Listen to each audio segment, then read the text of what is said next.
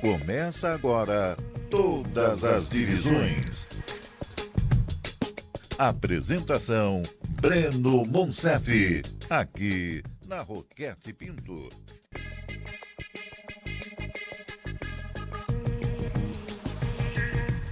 Estamos juntos aqui na Roquete Pinto nessa segunda-feira, hoje 8 de novembro de 2021. Estamos no ar com mais um programa Todas as Divisões, ao vivo sempre às segundas-feiras de 10 às 11 da noite, no rádio em 94.1 FM e no youtube.com/rádio Roquete Pinto 94 ou /Todas as Divisões. Você que já está acostumado a acompanhar sempre o nosso programa aqui conosco. Hoje estamos no estúdio 2 aqui da Rádio Roquete Pinto, eu, Breno Monsef, junto com meu parceiro Jonathan Jefferson, em mais uma segunda-feira pra gente falar muito do futebol do Rio de Janeiro. É uma semana importante, semana decisiva, tem final de Copa Rio. Vamos projetar o segundo jogo da grande final entre Pérolas e Maricá, Maricá e Pérolas. Também tem um especial muito legal sobre futebol feminino com Amanda Viana. O Campeonato Carioca Feminino que tá rolando, tá muito legal também pra gente acompanhar sempre por aqui. Também tem Renan Mafra, né? Renan Mafra daqui a pouquinho ele chega diretamente da madrugada de Portugal. Vamos começar o nosso programa convidando você a participar pelo chat do YouTube ou pelo WhatsApp. 969680094, você manda sua mensagem de áudio, você vai pro ar. 969680094. Jonathan Jefferson, como é que você tá? Boa noite, Jonathan. Tá ansioso pra final de quarta-feira, Jonathan? Boa noite, Breno. Boa noite aos amigos que estão acompanhando pelo YouTube, pela rádio ou após pelo Spotify. Cara, ansiosíssimo. Promessa de um grande jogo na próxima quarta-feira no Alzirão. E de repente, pode nem conseguir dormir nesses próximos dias já pensando na final. Parece pouco, mas é muito importante essa decisão entre Maricá e Pérolas. Para as duas equipes, são equipes sérias do futebol carioca que estão chegando com muita força no cenário estadual. E quem for campeão vai ser inédito, né? Porque tanto o Maricá quanto o Pérolas não foram campeões ainda da Copa Rio. E vão disputar uma competição nacional. E de forma inédita também. Seja o campeão escolhendo ou Série D ou Copa do Brasil e vice com o que sobrar, né? Exatamente, né? As duas equipes, eu citei agora que eles estão chegando com força no cenário estadual, né? Já chegando com um pezinho no cenário nacional também. Ano que vem o pessoal vai ter que ligar a televisão para poder ver o Maricá, ver o Pérola jogar. De repente uma Série D ou uma Copa do Brasil. Vai depender da escolha deles. Muito importante, muito bom e a ansiedade muito lá em cima. Exatamente. A gente já tá ouvindo ao fundo, o homem chegou. Vem de longe ele. Ele vem de longe. Renan Mafra, estamos ao vivo, Renan. Boa noite. Boa noite, Breno. Boa noite, Jonathan. Boa noite a todos os ouvintes ligados em mais todas as divisões. De longe, mais uma vez, sempre participando aí do programa Todas as Divisões. E na madrugada o clima tá animado aí, Renan. Verdade, Breno, verdade. Hoje eu decidi fazer um pouquinho diferente, apesar de já estar na madruga, né? Mas não estar dentro de casa, né? Estou aqui numa praça muito próxima de casa, mas o pessoal aqui ainda passeando, nem parece segunda-feira. Que dia útil, hein? Que beleza. Vamos para Portugal também. Momento, né? Para quem não sabe, o Renan, ele viajou para Portugal, né? E continuou participando com a gente, assim. Não foi uma meia perda, né? Porque queríamos o Renan aqui com a gente. Estou com saudade do Renan Mafra, apesar do Renan ser marrento, né? Sim. E agora está bastante europeu, né? Ou ele é europeu. Não é por aí. Agora mais marrento ainda, né? Exatamente. Mas continuamos com o Renan Mafra ao vivo sempre aqui via Google Meet. Olha que beleza, cara. Com um som de praça. Agora o cara tá na praça lá nesse momento. Vamos projetar então essa final de... Oi, Renan, fala. Não, muito importante isso. Ficar um pouquinho ao ar livre também. Aqui em Portugal merecemos um pouquinho isso. É isso aí. Vamos começar então falando da final de quarta-feira, porque olha, essa final tem muita história já desde o início, né? Vamos começar então com os nossos convidados. Hoje temos dois convidados, um de cada lado. Tem o goleiro Arthur do Maricá e também o meia Joel do Pérola. Está com a gente também para participar do programa de hoje, porque essa grande final de quarta-feira, ela tá já há 2 semanas sendo muito esperada, né? Antes vou falar o seguinte, o Jonathan estava lá no primeiro jogo da final. Primeiro jogo que foi disputado em 2 dias, Jonathan Jefferson. Conta um pouquinho da história, né? A gente não chegou a falar desse jogo aqui no programa. Na quarta-feira, há 2 semanas, choveu muito em Resende, né? E o jogo teve que ser completado no outro dia. Foi jogado um tempo em cada dia. Nunca aconteceu também, né? Pois é, chover em Resende nunca aconteceu. Resende, que é no sul fluminense, né? Não chega a ter altitude né, em relação à capital, muito grande, né? É a beira da Dutra, mas chove bastante ali no Vale do Paraíba, né? Praticamente, já no sul fluminense, quase no Vale da Paraíba. E nesse dia caiu uma chuva, hein, Jonathan Jeffers? E você estava lá, cara. Cara, experiência única, né, pra quem tava lá trabalhando, principalmente pra mim. Nunca vi uma chuva dessa, nunca estive no estádio com uma chuva dessa, como foi lá em Resende. Prejuízo enorme que eu tomei, porque a minha câmera de trabalho queimou, né? Quem não lembra, a gente já contou a história aqui na primeira vez que eu vim no programa, sou fotógrafo. Batemos um papo muito legal sobre fotografia esportiva, inclusive. Isso. Aí eu sou fotógrafo do Maricá também. E minha câmera simplesmente queimou. Meu equipamento de trabalho está queimado na assistência técnica lá em São Paulo, faltam 2 dias para a decisão. E os detalhes, né, que a gente conseguiu lá captar por estar tão próximo, foi a conversa para poder não ter o segundo tempo. Por eles não teria nem o resto do primeiro tempo. O primeiro tempo chegou a ser paralisado, né? O jogo parou com 30 minutos, ficou 30 minutos parado, todo mundo foi pro vestiário. Já tava 1-0 nessa altura, não tava? Já tava 1-0. O Pérola, se não me engano, fez 1-0 com 4 minutos de jogo. Quando a chuva começou, o campo não estava tão alagado ainda, mas quando a chuva começou, o Pérolas logo aproveitou e fez o gol. E numa falha defensiva do Maricá, por causa do gramado molhado, né? Porque o lateral direito, o Magno, tentou fazer um corte, escorregou, a bola sobrou pro Andinho, que deu uma carregada e fez um belo gol de fora da área. E depois disso, acho que a partir ali dos 10 minutos já de jogo, não teve mais futebol. Era muita poça d'água no gramado, gramado muito encharcado, muito ruim mesmo. Algumas fotos muito legais tiradas por você lá, né? Ainda bem, né? Deu pra salvar algumas fotos. Pois é. Deu pra salvar. Aproveita e fala logo o Instagram, Jonathan Jefferson. @JJefferson93. Tem alguns detalhes lá do jogo, e quem quiser ver alguma coisa a mais da partida, é só mandar mensagem que eu mando no privado, sem problema nenhum. Muito bacana as fotos. Mas continua contando dessa jornada no Sul Fluminense. Aí parou, né, os 30 minutos, aí a partida voltou com 30 do primeiro tempo, já 1-0 para o Pérolas, jogaram os 15 minutos finais, né, encerrou o primeiro tempo. E esse intervalo, normalmente a gente está acostumado com o futebol, vamos dizer assim, que normal, de 15 minutos o intervalo. O delegado virou para a arbitragem e pediu assim, olha só, 6 minutos só, porque a partida tinha atrasado muito. Ia ficar escuro. Não tinha luz elétrica, porque tinha faltado luz no estádio. Quando eles tentaram acender o refletor, queimou o refletor, porque há muito tempo que não acendia, queimou o refletor. E não ia ter como terminar o jogo por causa da iluminação. Então falou, 6 minutos só de intervalo, a gente vê as condições pro segundo tempo. Não tem como. A chuva que caiu não tinha como você ver condições em 6 minutos, não ia melhorar nada. Aí juntou um diretor do Pérolas com o presidente do Maricá, eles acordaram em fazer o segundo tempo no dia seguinte, né? A princípio marcado para 11 da manhã da quinta-feira, logo depois eles remarcaram para as 14 horas. Aí alguns detalhes. O Pérolas teve que pagar 2 borderôs. Uma dívida por jogo de R$6 mil se transformou em 12. Pra quem não sabe, borderô é o pagamento de ambulância, né? Delegado do jogo, arbitragem, tudo agora isso o teste de Covid da arbitragem, tudo incluído nesse pacote no borderô, né? Foram 2, então? Foram 2. Foi um pra quarta e um pra quinta. E o Maricá, que tinha viajado na terça, ficou no hotel de terça pra quarta pra jogar na quarta. Sim. E teve que ficar no hotel de quarta pra quinta pra jogar na quinta. Conseguiram reservar o hotel? Conseguiram reservar o hotel lá. Ficaram no mesmo hotel, mas geralmente, por causa da quantidade de pessoas, é muito difícil você conseguir manter, né? Se fosse fim de semana, acho que era mais complicado, talvez, seria né? pior ainda. E ainda teve pelo menos mais 5 pessoas que foi contando comigo. Porque eu subi na quarta-feira, eu fui pra Resende na quarta-feira com um carro e tinha eu e mais 4 no carro. Eram 5 pessoas e foram mais 5 no hotel do Maricá. Fora a alimentação. Foi mais um jornada, mais um almoço. Mas muito, muito interessante a gente participar, né? Tudo muito inédito pra gente ali no momento. E eu espero, de repente, não passar por isso de novo. A gente passou por experiência, não sei se o Renan chegou a acompanhar lá de Portugal, né? Você passou pela chuva e eu pelo tiroteio, né? Exatamente, eu acho que o seu ainda foi pior que o meu. Você chegou a acompanhar, Renan? Cheguei, rapaz, aí Breno Monsef fala que eu tô marrento e tudo mais, o cara apareceu em todos os veículos de comunicação por causa do tiroteio, né? E, inclusive, veio parar aqui em Portugal. Sim. Você falou essa situação, Breno?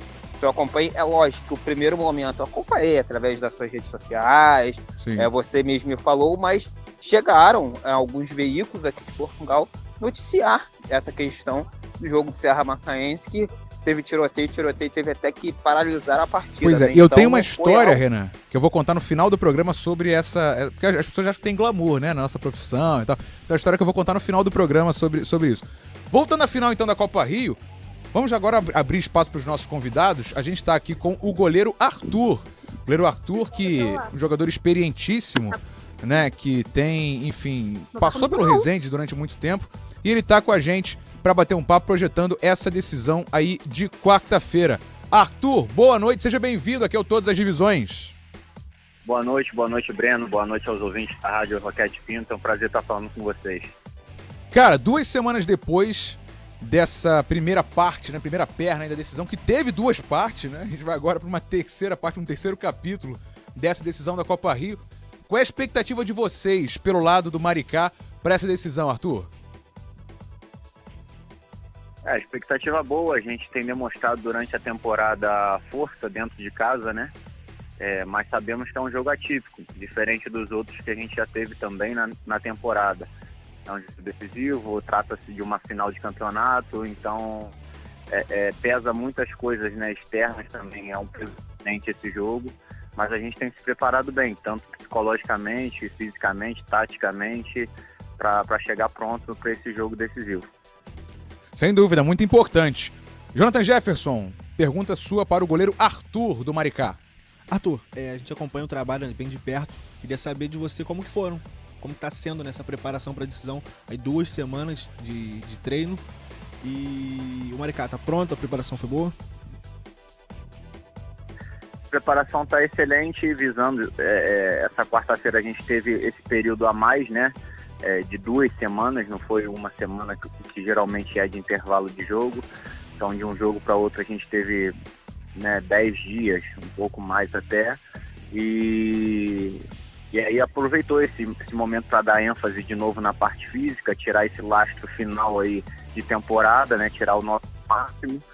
E lógico, com todo o material, estudando o adversário, preparando muito taticamente, também com estratégias, para tentar surpreender nesse segundo jogo em casa. Pois é, a gente perguntou, Arthur, goleiro do Maricá que tá com a gente aqui no Todas as Divisões, a gente falou um pouquinho dessa experiência aí do primeiro jogo, né, que teve 2 partes por causa da chuva. Como é que foi participar desse jogo, Arthur, para vocês do Maricá, né, ter que se dividir entre 2 dias? Como é que foi essa primeira partida da decisão da Copa Rio? Cara, eu joguei no Resende durante 11 anos. Minha carreira praticamente foi toda no Resende. Então eu conheço bem a cidade, então fui jogar lá. Já, né, pego algumas chuvas jogando lá. Porém, essa foi algo fora da curva mesmo, porque eu nunca vi tanta água, meu irmão. Então, quando alguns 15 minutos ali do primeiro tempo, cara, a gente era tanta água que tava difícil ver a bola. E não era neblina, não era nada, era água mesmo, muita Doideira. Água na frente, então foi coisa absurda. A gente acha até que o juiz demorou a paralisar a partida, depois paralisou, depois teve o retorno dos últimos 15 minutos no primeiro tempo, então teve aquela confusão e precisava acabar o primeiro tempo, senão o resultado já poderia ser até anulado e ter que reiniciar uma outra partida no dia seguinte, então ficou aquela confusão ali. Dentro dessas todas as confusões a gente soube lidar, cara. Eu acho que o time respondeu muito bem com essas adversidades. A gente, né, precisou dormir na cidade de novo, a diretoria fez um baita esforço para não deixar cair nada de estrutura ou de faltar alguma coisa, então foi tudo no improviso e a gente conseguiu fazer o segundo tempo no dia seguinte com um placar adverso e trazer esse empate, né? Ganhamos o segundo tempo, vamos botar assim, e trouxemos esse empate de lá numa partida muito louca mesmo. Pois é, goleiro Arthur do Maricá. Arthur, é o seguinte, né? O primeiro jogo foi empate, 1-1. Como você mesmo falou, o Maricá foi atrás do resultado. A chance de ter pênalti é grande. Né? Grande. Concorda, Jonathan Jefferson? Concordo, e vou falar um negócio aqui pra você também. Se chegar aos pênaltis, vai ser uma decisão absurda, porque o Arthur é um absurdo embaixo das traves. Você olha pra trás do Arthur no gol, fica tranquilo. E o goleiro do Pérolas, o Luiz Felipe, ele também é muito pegador de pênalti. Pois é. Se chegar aos pênaltis, vai ser muito bom. Então, justamente por isso, Arthur, você, do outro lado tem o Luiz Felipe, né? Inclusive eu fiz um jogo do Serra Macaense com o Pérolas, também ele fechou o gol, assim, o cara arrebentou. Vocês podem se enfrentar. Como é que tá a sua preparação, Arthur, em caso de disputa de pênalti na quarta-feira? Cara, o goleiro tem que se preparar mais, né? Então, a gente procura se preparar bem nesse quesito, Breno. Estudos, a gente também trabalha os batedores, passa confiança para esses caras, e eu tenho certeza que cada vez mais próximo da partida a gente vai dar mais ênfase, porque é a realidade. Pode acontecer, não é o que a gente vai buscar, né? Não é o que nenhum jogador busca na final, mas de repente a gente sabe que pode ver essa possibilidade no decorrer da partida, né? A gente precisar às vezes segurar para ir para pênalti, enfim, a gente vai estar em casa, com apoio da torcida ali perto, então pode ser que nos pênaltis isso favoreça um pouco também, então a gente tem que estar preparado para todas as possibilidades.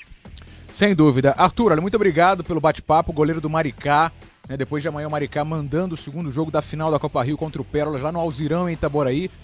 Olha, boa sorte, bom jogo para você na quarta-feira e muito obrigado pela disponibilidade, Arthur.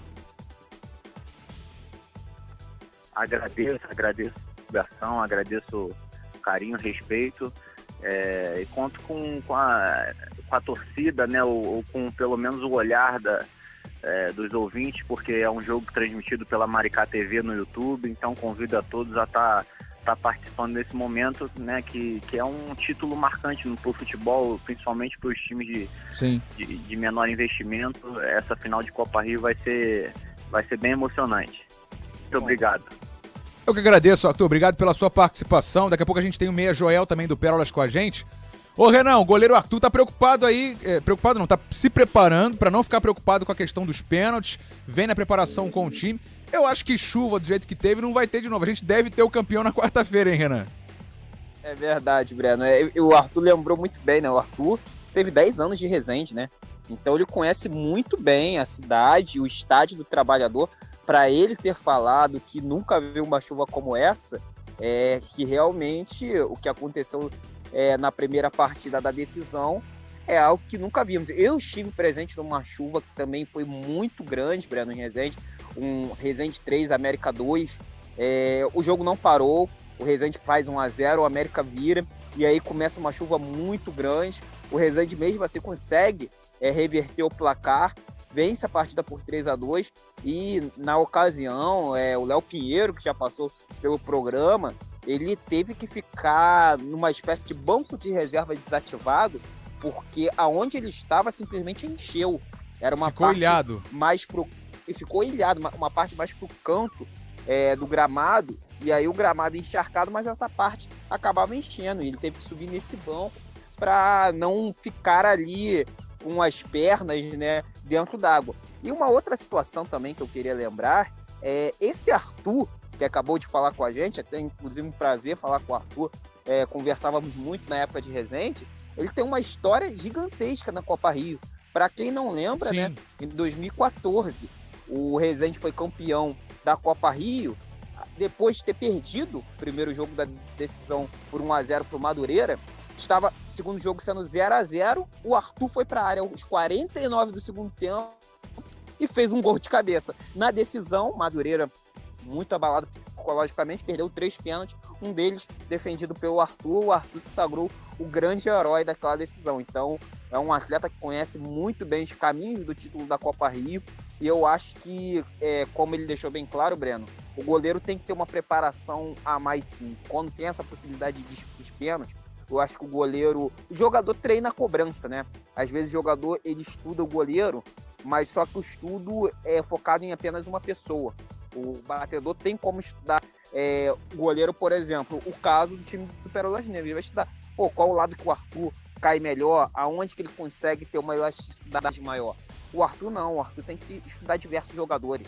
Então é uma situação mais difícil mesmo para o goleiro, né? Então eu acho que a concentração tem que estar muito alta numa possível cobrança de pênalti, né?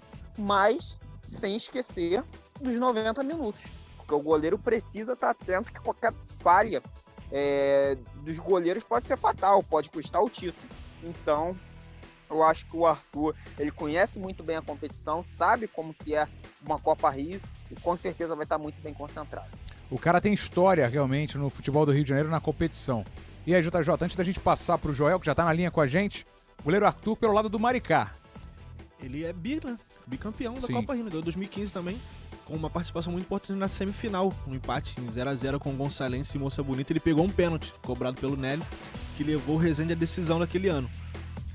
Cara, e o Arthur, eu lembro ele citando uma vez no jogo contra o Madureira, no segundo jogo da semifinal contra o Madureira, ele falando que, apesar de ser um campeonato que só as equipes menores jogam, a Copa Rio é o segundo título mais importante do futebol do Rio de Janeiro, né? Porque só fica atrás da Série A. Sim. Só fica atrás da Série A do Campeonato Carioca e acima das outras divisões, né? Da A2, da B1, B2 e Série C. A grande questão da Copa Rio, que acredito que não aconteça, por exemplo, como tem em São Paulo, né? Que hoje é a Copa Paulista, que já foi Copa Federação Paulista de Futebol, é porque lá os grandes são obrigados a participar e geralmente botam os times de aspirante, né? O time sub-23. Sim. Aqui no Rio, há a opção do time que disputa até competição nacional não disputar. E a Portuguesa não jogou a Copa Rio, porque já tá na Série D do ano que vem e já tem vaga na Copa do Brasil. Isso aí então aí não achou interessante disputar. Mas é um campeonato muito interessante a Copa Rio. Muito. Eu gosto muito da competição. Assim, o meu campeonato preferido no Rio de Janeiro é a Série B1. É. Mas e hoje Copa é a terceirona, né? Isso. Mas a Copa Rio tem o meu carinho também. Eu acho muito interessante. Principalmente a desse ano, por exemplo, que chega com duas equipes inéditas, que nunca disputaram uma competição nacional. Então, muito bacana a temporada 2021 da Copa Rio, que vai ser o último capítulo, quarta-feira. Vamos falar com o Joel, então? Bora, Joelzinho. Joelzinho, agora passou a ser Joel, né? É, porque agora ele é brabo demais, né? Joga muita bola. Joga muita bola. Eu fiz esse jogo no fim de semana, né, do CR e Pérolas, o Joel arrebentou. Era Joelzinho, agora passou a ser chamado de Joel, né? Mas Joelzinho. Joel, seja bem-vindo, cara. Boa noite a todas as divisões. Boa noite, meu amigo. O prazer é meu estar aqui falando com vocês. Que beleza. Da equipe Todas as Divisões.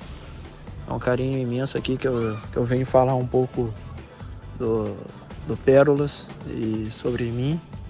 Queria agradecer pela oportunidade aqui de estar falando com vocês. Pô, eu que agradeço, cara, a sua disponibilidade. O Pérolas, que é a grande sensação do ano aí do futebol do Rio de Janeiro, né? Que, enfim, vem crescendo bastante. E tá na disputa agora de mais uma final de competição, disputando a Copa Rio. Qual é a expectativa de vocês para essa final de depois de amanhã, hein, Joel? A expectativa é a melhor possível, né? Quando fala de final, é uma coisa que é difícil de explicar, né? É onde você tem que buscar força, tudo e se entregar ao máximo, né? E é o que vem acontecendo na nossa equipe, trabalhando cada jogo. E vai ser uma grande final, né? O segundo jogo da final vai ser um grande jogo, duas equipes muito qualificadas. Então vai ser um belo espetáculo para todos. A gente espera isso, né? E a preparação de vocês, como é que tá? Depois desse jogo da ida maluco lá em Resende, como é que foi a preparação nessas 2 semanas para depois de amanhã essa final, hein, Joel? Preparação é melhor possível, né? Quando se fala de final, né? Então a gente vai ter que ter sabedoria, né? Jogando na casa do adversário, ver o que o professor agora vai falar essa semana, descansar bem e lá com toda a força fazer o melhor, né? É isso aí, o professor Gilmar Estevan, técnico da equipe do Pérolas Negras.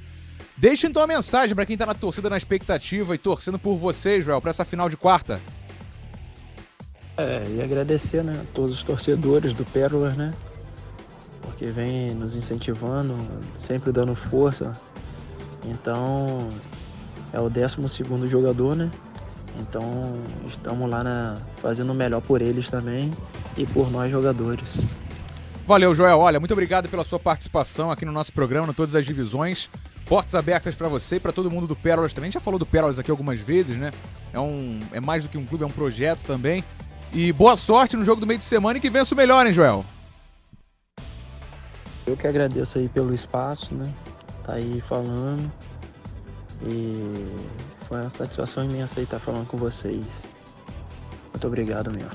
Eu que agradeço, Joel. Joel Meia do Pérolas Negras. Joelzinho. Como é que é mais antigo que lembra dele, né? Quando ele era Joelzinho, ele era aquele volante pegador camisa 5. Aí ele virou Joel, virou um homem um pouquinho mais à frente, quase um segundo volante. Rapaz.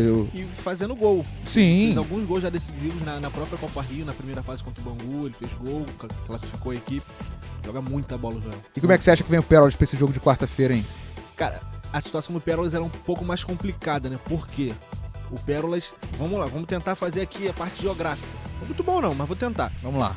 Tá aqui, na ponta do meu dedo, tá aparecendo ali ainda no vídeo, né? Tá aqui. Tá, pra quem tá no rádio, estamos ao vivo com vídeo Isso. pelo YouTube, hein? Isso. Resende. Resende é no Sul Fluminense. Aí, norte, contra o Serra, domingo. no sábado. Cardoso Moreira. Pra quem não conhece, olha só, eu adoro o Cardoso Moreira, não é brincadeira. Eu adoro o Cardoso Moreira desde que eu comecei a trabalhar com o futebol do Rio de Janeiro. Adoro ir pra lá, só que é uma viagem considerável. Pra gente que tá na capital, Já é longe. são 350 quilômetros. Imagina você botar Resende dá o quê? 120 quilômetros? Mais ou menos isso aí. Ou seja, 400 Dá pra ir quilômetros. correndo. Dá pra ir Dá, correndo, dá. né, Renan? 470 Isso. quilômetros Olha por assim. baixo, né? A gente tá chutando assim. Aí, beleza. Foi isso indo. Porque tem que voltar. Faz tem que sentido, voltar. né? De ônibus. Isso, exatamente, de ônibus. Então o Pérolas foi, jogou contra o Serra Macaense lá, 90 minutos, de repente num campo pesado, porque em Cardoso também é muito úmido. Até que O tava campo- tranquilo, tava sol. Tava bom? Tava sol no sábado, tava Beleza, tranquilo. Então, menos um É. degrau. Foi e voltou. E tem que voltar agora para Itaboraí. É mais uma viagem. Então, pelo menos aí mais uns 150 quilômetros para poder jogar contra o Maricá. É muita viagem, muito jogo um em cima do outro. Tudo isso. Jogou no sábado, aí voltou, chegou de repente na madrugada de domingo em Resende para treinar segunda e viajar terça. Porque eles não viajam no dia, né? Eles viajam antes. Então já. Ô, Jonathan, Obrigado. Fala comigo. Fala, Renan. será que não existe alguma possibilidade do Pérolas Negras até fazer uma concentração maior, talvez em Itaboraí mesmo, tem aquele hotel ao lado do estádio, né? Ou ficar pelo Norte Fluminense mesmo, tentar um local de treino, justamente para não ter que sair do Norte, voltar para o Sul Fluminense, e aí volta para Itaboraí. Realmente, são viagens desgastantes, né? E talvez um planejamento, não sei se você está por dentro disso, se existe essa possibilidade do Pérolas se manter ali pelo Norte Fluminense, ou em Macaé, ou em Campos, Cardoso Moreira mesmo, para não ter que fazer viagens tão longas. Então, pelo que eu tenho assim, de informação, até pela Secretaria de Esporte de Itaboraí, né, que controla ali, cuida do alzirão do estádio, e também do Pérolas, que no primeiro jogo lá em Resende, eles pediram informações de hotel para poder ficar próximo ao estádio. Sim. Aí a gente comentou desse hotel que tem ao lado do estádio. É muro, colado com o estádio do alzirão. As pessoas assistem o jogo do hotel. E, exatamente, da janela do hotel, lá da piscina. Sim. E nessas últimas semanas também choveu muito em Itaboraí. O gramado ficou muito castigado. Teve a partida... Rapidinho, só um parei. Eu já fiz jogo do Itaboraí. Quando o Itaboraí jogou a Série D do Brasileiro, foi em 16, 17. 2017. Ou foi depois um pouquinho. Quando o Itaboraí jogou, os adversários mandavam os técnicos e tal. Os técnicos, pessoal de... Técnico não, mas o pessoal de análise de desempenho ficavam do quarto do hotel vendo o jogo. Mais filmando fácil. E analisando. Mais fácil, Porque né? pega por cima, pega o campo todo. Pois é. Enfim. E tipo assim, teve a partida entre São Gonçalo e Nova Cidade pela Série B1 na semana passada, que quase não aconteceu por conta das condições do gramado do Alzirão. Então acho que eles não iriam liberar para ninguém treinar lá essa semana. Aí acredito eu que o Pérolas tenha feito isso. Voltou para casa para depois fazer uma outra viagem para Itaboraí. É pesado. Mas a final está posta. Renan Mafra, seu último palpite, a sua projeção para depois de amanhã, quarta-feira, 3 da tarde, no Alzirão, em Itaboraí, Maricá e Pérolas. O jogo de ida foi 1-1, Renan. Olha, Breno, se pegarmos o programa, né, antes do primeiro jogo, eu lembro que eu falei que, na minha visão, o Pérolas ele era favorito para a grande final, né? Mas eu acho que diante dessa questão que o Jonathan chamou a atenção, do desgaste que o Pérolas tem, também a questão de terem empatado em casa, e um outro quesito também que a gente tem que chamar a atenção, a prioridade do Pérolas, né, que é subir de divisão no Campeonato Carioca. E só sobe um. Uma competição... Exatamente, e o Pérolas já ganhou o primeiro turno, já está muito bem focado para conseguir essa conquista na Série B1. Sabemos que uma competição nacional vai ser muito importante para o projeto Pérolas, né? Por ser um clube que dá muitas oportunidades para imigrantes, jogadores, atletas, né? Que acabam vindo de fora do Brasil, muitas vezes de países que a população é extremamente humilde, né? Muito sofrida, inclusive. Eu acho que uma competição nacional, ou Copa do Brasil, ou Série D, é muito importante para o Pérolas. E o Pérolas já conseguiu isso. Mas nesse meio todo que a gente pega aí dessa questão do desgaste da viagem, do placar da primeira partida e também dessa prioridade à Série B1, eu já começo a ver o Maricá um pouquinho mais em vantagem para esse título. Eu apostei primeiramente no Pérolas, porque eu acho que o Pérolas ele tinha a questão do ritmo de jogo, né? O Maricá não tinha mais uma competição que estava disputando, o Maricá tinha parado já na Série A2, não conseguiu fazer uma grande Série A2, e aí teria que jogar apenas as partidas da Copa Rio. Conseguiu eliminar, por exemplo, um time de primeira divisão, que é o Madureira. Mas eu vejo que talvez para esse segundo jogo, mesmo o Pérolas tendo esse ritmo de jogo, tendo conseguido manter os seus jogadores em atividade, esses 3 pontos que eu destaquei anteriormente, eu acho que vai dar uma vantagem leve pro Maricá, né? Sem contar também a questão das dimensões do gramado. O estádio do Trabalhador, as dimensões são maiores, né? Padrão aí que normalmente acompanhamos na primeira divisão do Campeonato Brasileiro. Já o estádio Alzirão, as dimensões são um pouco menores, né? Um campo mais acanhado, e o Maricá conhece muito bem, né? Sabe como é jogar lá. Tudo bem que o Pérolas aí na questão das divisões inferiores também conhece o estádio, mas não é a mesma coisa, não é uma situação que você está sempre atuando no estádio. Então, portanto, eu estou vendo uma leve vantagem para a equipe do Maricá, nem que seja nos pênaltis. Como chamamos a atenção aí, o Arthur, na hora da decisão dos pênaltis, é muito bom goleiro, sabe muito bem estudar os batedores, então eu acredito numa pequena vantagem dessa vez para o Maricá. Quarta-feira, 3 da tarde, então esse jogo da volta. Jonathan Jefferson, seu palpite. Cara, acho que em relação ao jogo da ida lá, quando a gente teve jogo de verdade no primeiro tempo, não teve jogo. Quando teve futebol. Aqueles 45 minutos ali da quinta-feira, sim, o Maricá simplesmente atropelou o Pérolas dentro de campo. Se saísse de lá com um placar de 3-1, não seria mentiroso não, porque teve o Valber e o Mauro perderam chances assim, dentro da pequena área. O capricho, falta de capricho de repente, sairia mais alguns gols ali, o Maricá sairia com a vitória. Acho que o Maricá é favorito sim para essa decisão, por jogar em casa. Ainda não é oficial, mas o clube tá tentando a liberação do público, né, lá pra essa decisão. Tipo assim, agora, segunda-feira, são quase 11 da noite, ainda a gente não tem certeza. Sim. Mas de repente até quarta-feira eles conseguem. Seria interessante, hein? Se tiver a torcida, vai ter a torcida? Vai, porque tem a laje ali do lado do estádio que a galera vai. Mas se tiver dentro do estádio, vai ser mais um reforço pro Maricá. Acho que o Maricá leva isso aí. Interessante, hein? Vamos ver. Os palpites aí estão postos à mesa na próxima quarta-feira final. E é claro que na semana que vem a gente vai fazer o balanço aí pós-decisão. Uma das grandes decisões, né, da temporada do futebol carioca, como destacou o Jonathan, e é de fato isso, a Copa Rio é o segundo campeonato em importância. As Copas estaduais são assim, né? Tem o estadual de Série A, que é o campeonato de elite das federações, e as Copas estaduais, que dão vagas em competições nacionais. O campeão escolhe ou Série D ou Copa do Brasil, e o vice-campeão fica com a segunda vaga, a vaga que restar. Vamos dar seguimento então ao programa, vamos falar de Cariocão Feminino. A gente teve nesse fim de semana mais uma rodada aí do Cariocão Feminino que a gente traz aqui agora pra você, a rodada de número 9. A gente tem inclusive os 4 grandes aí se destacando, né? Mais uma vez, a gente fala. O Flamengo venceu o Bangu por 4-0 no sábado. No clássico, o Botafogo venceu o Fluminense por 2-0. O Vasco fez 6-0 no Pérolas. E aí, os confrontos das equipes de melhor investimento. Portuguesa 3, Duque de Caxias 3. Boa Vista 1, Barcelona 1. Cabo Friense venceu o Serra Macaense lá no Moacirzão por 1-0. Amanhã tem um jogo da 7ª rodada.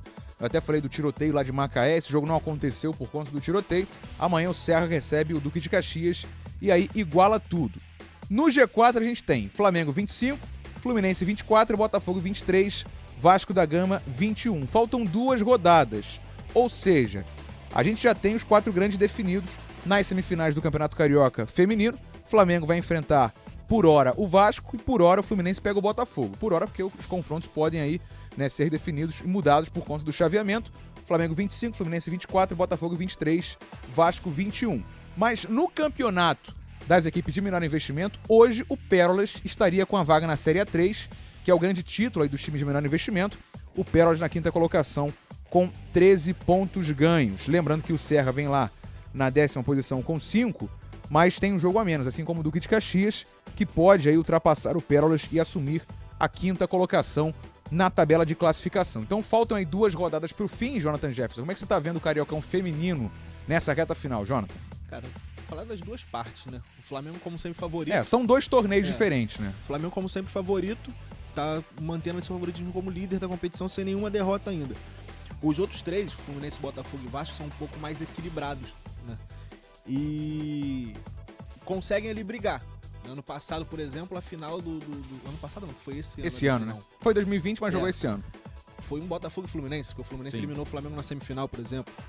E então é um equilíbrio muito grande entre os quatro grandes, com o Flamengo um pouco favorito, um pouco à frente.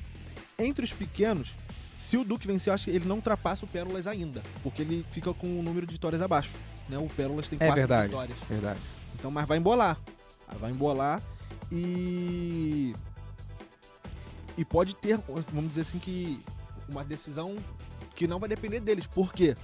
O Pérolas enfrenta o Botafogo e o Duque de Caxias enfrenta o Vasco na próxima rodada. É a penúltima. Não vai definir tanta coisa ainda assim. Mas um equilíbrio muito grande entre os 4 grandes e ali pelo menos entre uns 3 ou 4 pequenos não, né? Equipes de menor investimento. Que é o Pérolas, o Bangu, a Cabo Friense e o Duque de Caxias. Portuguesa já um pouquinho mais abaixo, só com 8 pontos. De repente vai embolar um pouco esse campeonato dentro do Campeonato dos Carioca. A briga tá boa por essa vaga na Série A3. A gente tem falado desde o início do Cariocão Feminino aqui, né? O grande campeonato dessas equipes é a vaga na Série A3.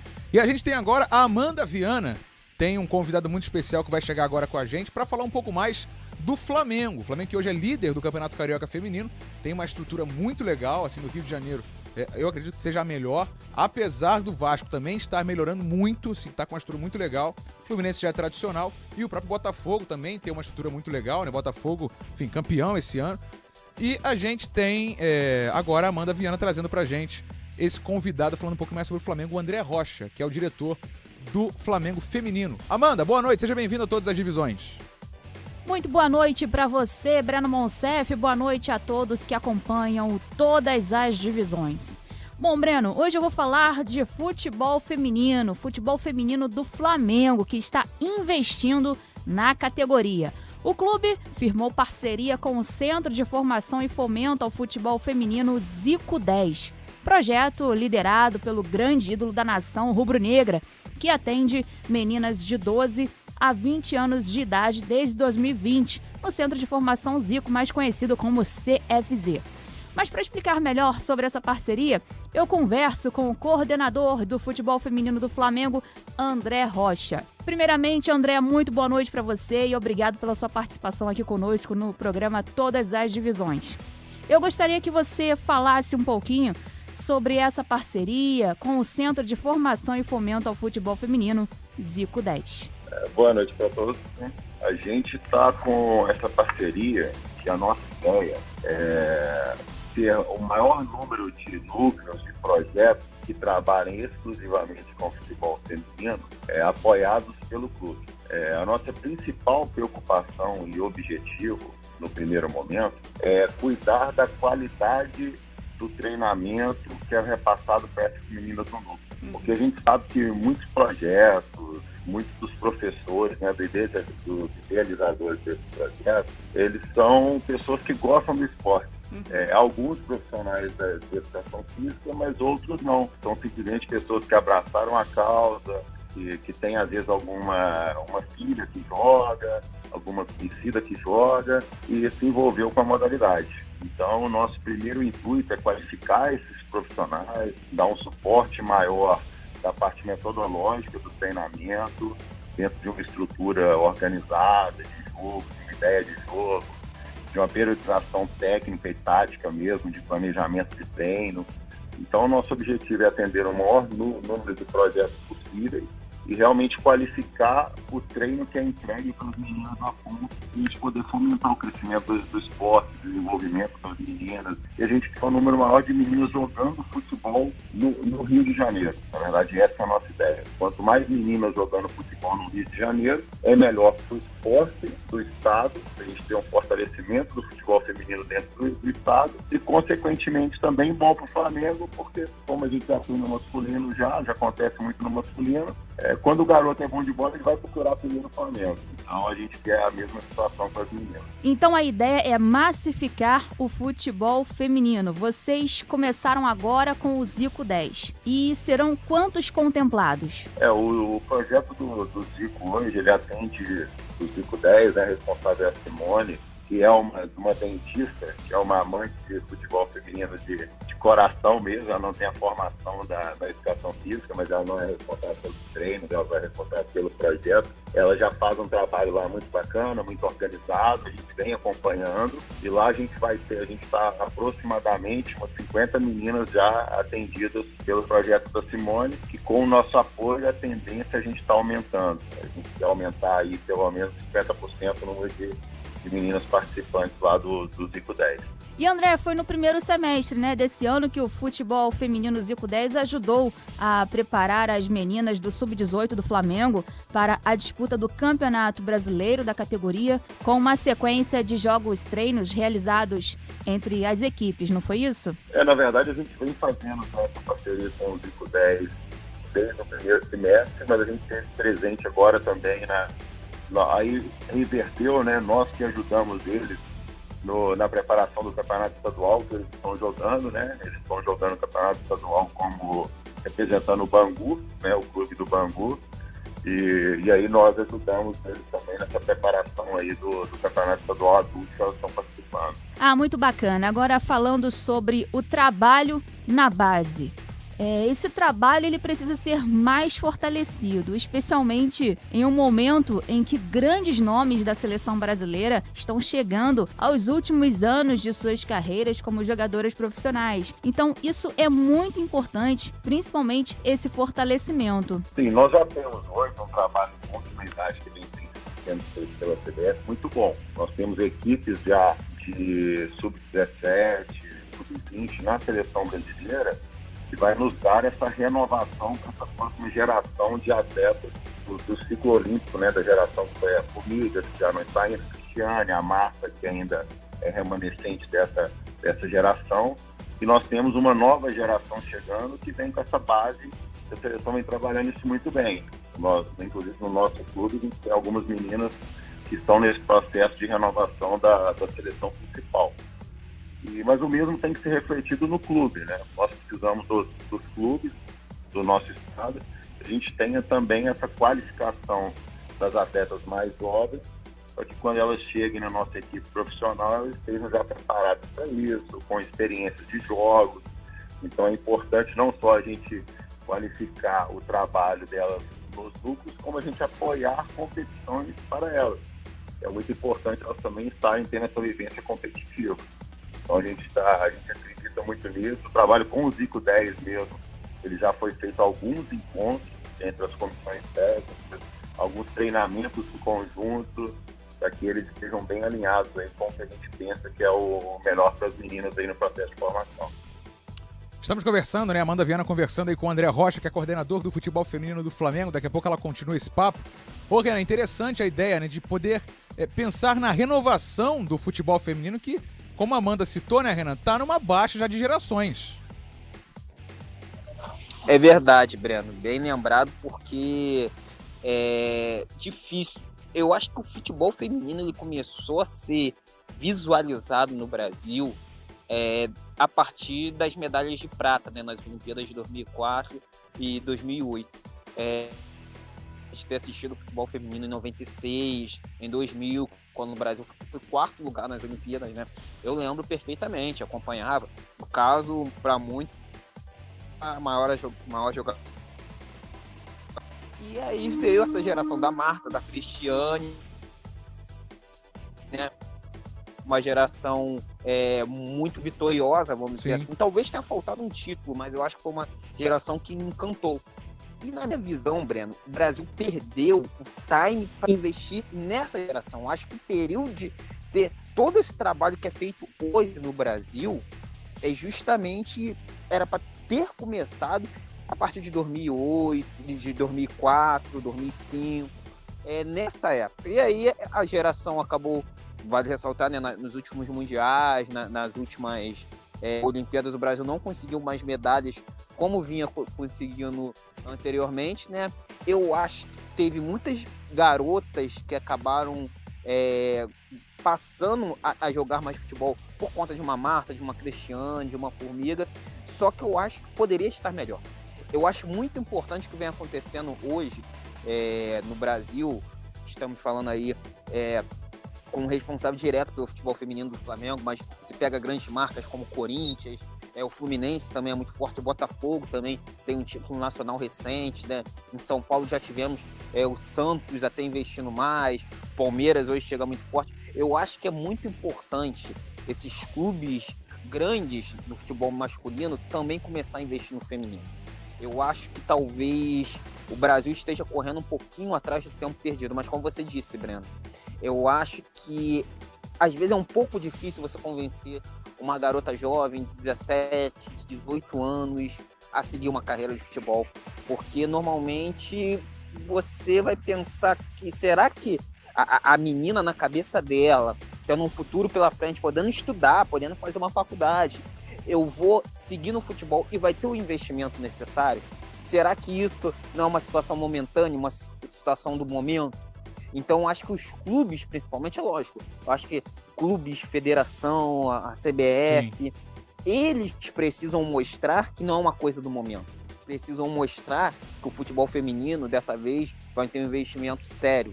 Vai ser algo que vai ficar para sempre no Brasil e talvez os títulos que a geração mais brilhante que o Brasil possa ter aí na sua história, não só pensando no passado, mas no futuro, que às vezes vem gerações vitoriosas, mas que talvez não vão conseguir alcançar o brilhantismo que teve a geração da Marta, da Cristiane e companhia. Pois é. Então eu acho que esses clubes aí são muito importantes para essa mudança, para o fim da desconfiança das meninas, porque eu acho que quando uma garota é jovem e ela pensa num vôlei, por exemplo, em que estudar e pensar na carreira de jogadora de vôlei, pelo trabalho que é feito no Brasil, ela não pensa duas vezes, ela vai se arriscar na carreira de vôlei. Talvez no handball, é um outro esporte que o Brasil recentemente foi campeão mundial, também fez boas campanhas nas Olimpíadas. Então a menina vai se arriscar numa ginástica, né? Estamos vendo a Rebeca aí brilhando também na ginástica, é um outro esporte. Então a gente tem que fazer isso, a menina não pensar duas vezes na hora de escolher o futebol. É lógico que o estudo é importante, é lógico que todo conhecimento é importante, mas sabemos que o futebol feminino, a quantidade de talentos que temos no Brasil, eu acho que ele pode crescer muito. O Brasil já foi uma potência e está na hora de voltar a ser, e dessa vez voltar a ser contigo. Amanda Viana, continua seu papo aí com o André Rocha, coordenador do futebol feminino do Flamengo. Amanda.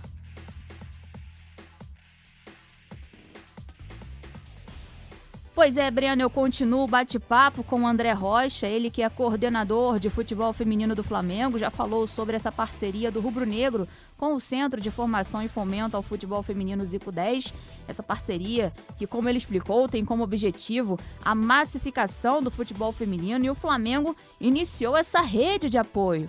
E André, além dessa parceria agora com o Zico 10, o Flamengo ainda tem aquela parceria com a Marinha? Na verdade, a parceria com a Marinha é outro formato, né? Ela não é esse formato de projeto, ela é uma parceria de cooperação mútua, né? É um outro tipo de parceria.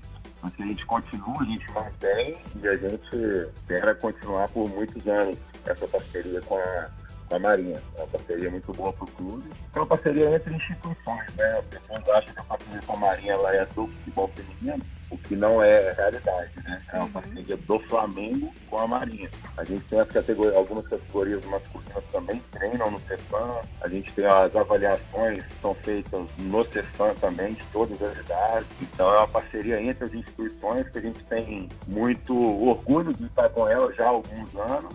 A gente deseja manter por mais muitos anos ainda. Muito bacana essa parceria, porque às vezes, né, você acaba descobrindo talentos que não estão tendo oportunidades, né?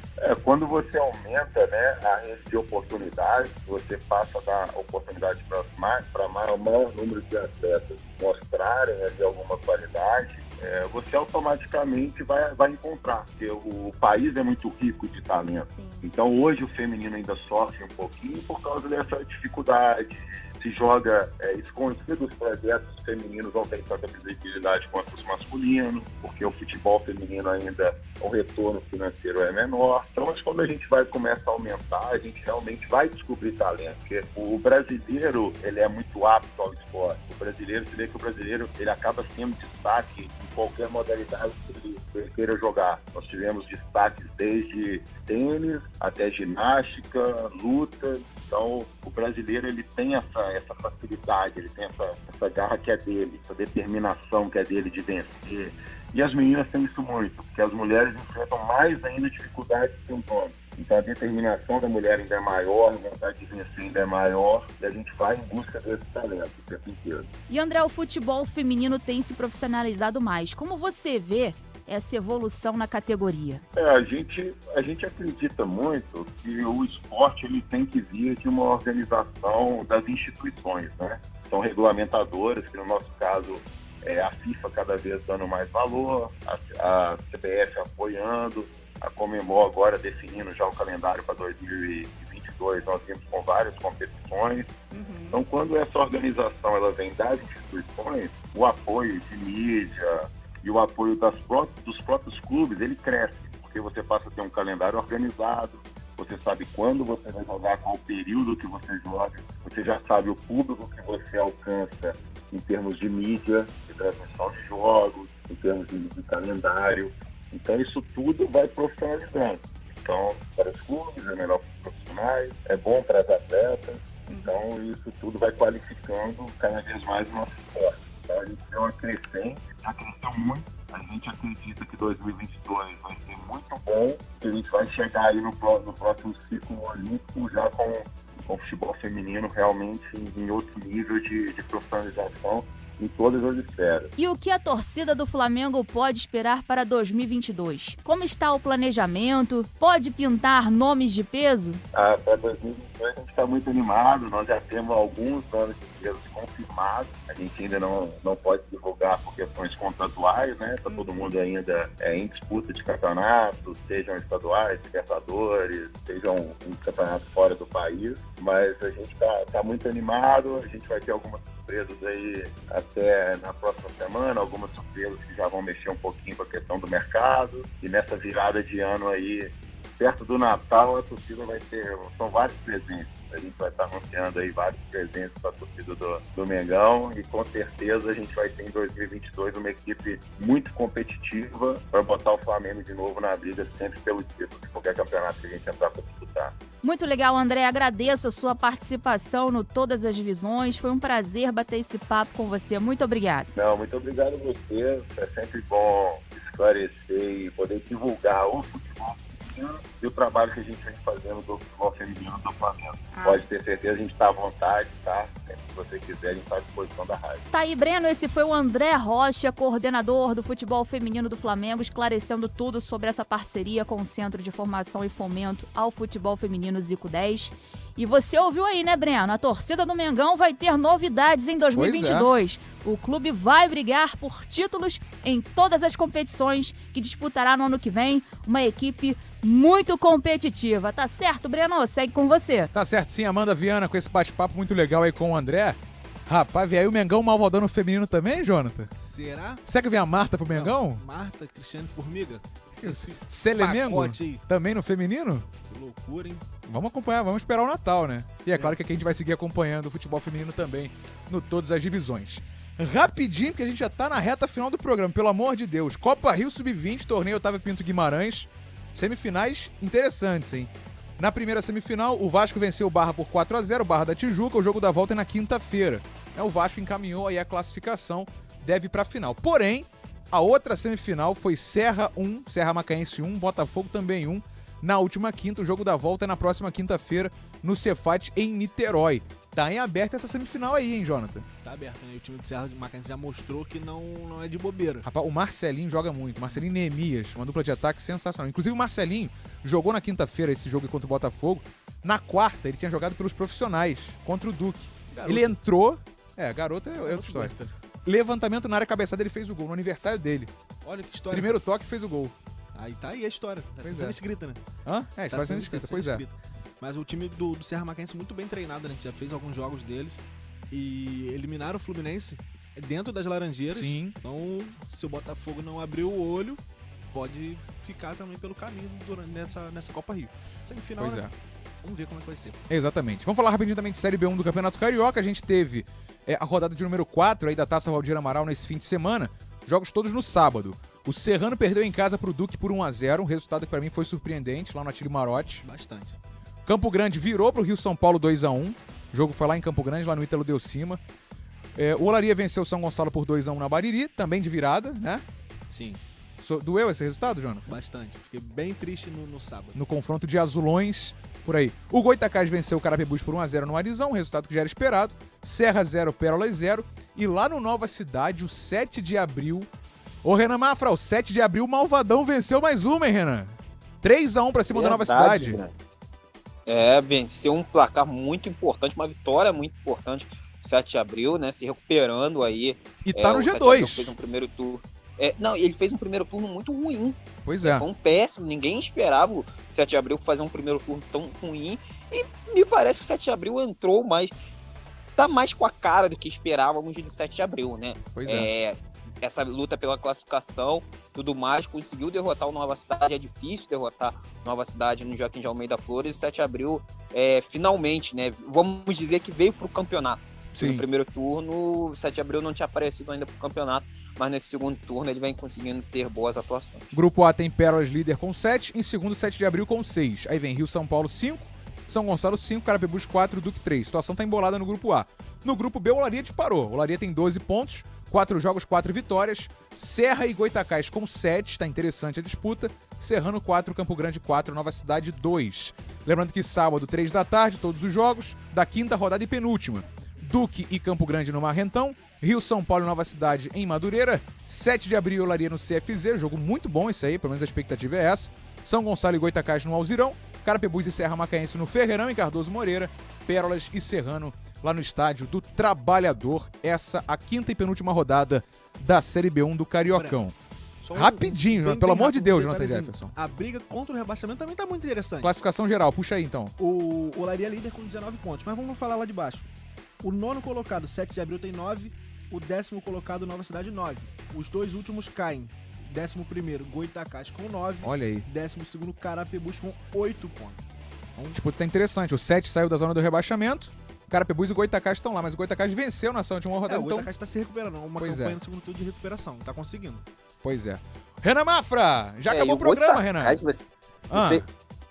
É verdade. Rapidinho, esperar um Goitacás caindo pra 4ª divisão é complicado, Breno. Mas eu acho difícil. Ainda mais pela tradição do clube. Mas eu acho que o Goita escapa. Tomara, né? A tradição do futebol do Rio de Janeiro pede isso. Mas, Renan, temos que encerrar o programa, Renan. Temos que encerrar. O Renan vai dar uma hora de programa, Renan. Pelo amor de Deus. Renan, acabou. A gente vai seguir batendo papo. Temos que... Não tem jeito, cara. A gente tem que... Senão vai dar problema, igual deu na outra vez, né? Pelo amor de Deus. Renan, muito obrigado. Vamos encerrar. Vamos dar tchau. Semana que vem a gente tá de volta no Todas as Divisões. É assim, vem aí o Taxiando. Marcelo Fernandes já tá aí.